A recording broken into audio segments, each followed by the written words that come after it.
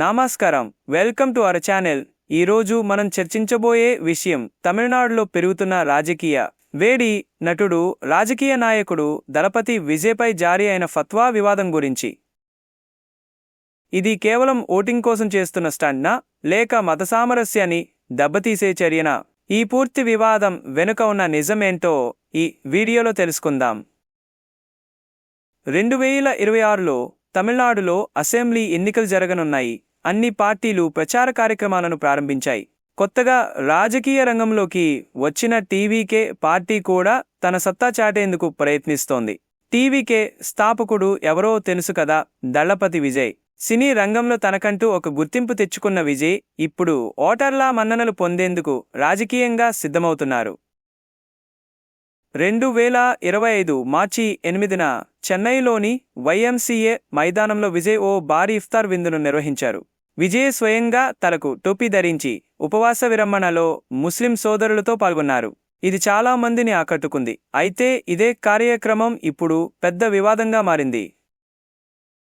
ఉత్తరప్రదేశ్లోని బరేలీకి చెందిన all India Muslim Jamaat జాతీయ అధ్యక్షుడు మౌలానా సహబుద్దీన్ రజ్వీ బరేల్వీ విజయ్పై ఫత్వా జారీ చేశారు. విజయ్ మద్యం సేవించే వారిని, జోదగాళ్లను ఇఫ్తార్ విందుకు ఆహ్వానించడం వల్ల రంజాన్ పవిత్రతను దెబ్బతీశారని ఆరోపించారు.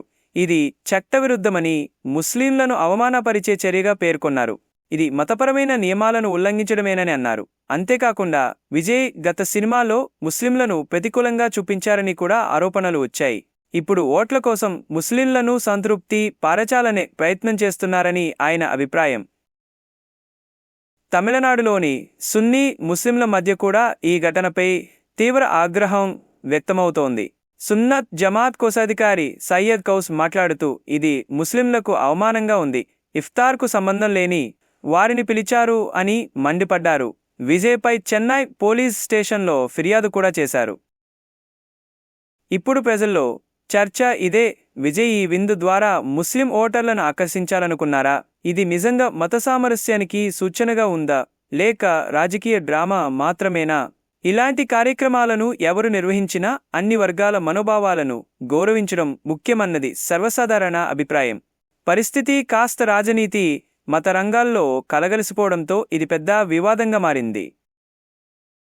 విజయ్కు ఈ వివాదం రాజకీయంగా లాభమిస్తుందా, లేక ఇమేజ్కి నష్టం తలపెక్కిస్తుందా? కాలమే సమాధానం చెప్తుంది.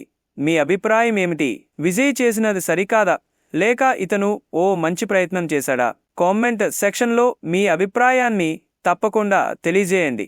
ఇలాంటి మరిన్ని రాజకీయ విశ్లేషణలు మరియు సమకాలీన అంశాలపై వీడియోల కోసం మా ఛానల్ని సబ్స్క్రైబ్ చేయండి. లైక్, షేర్ చేయడం మర్చిపోవద్దు.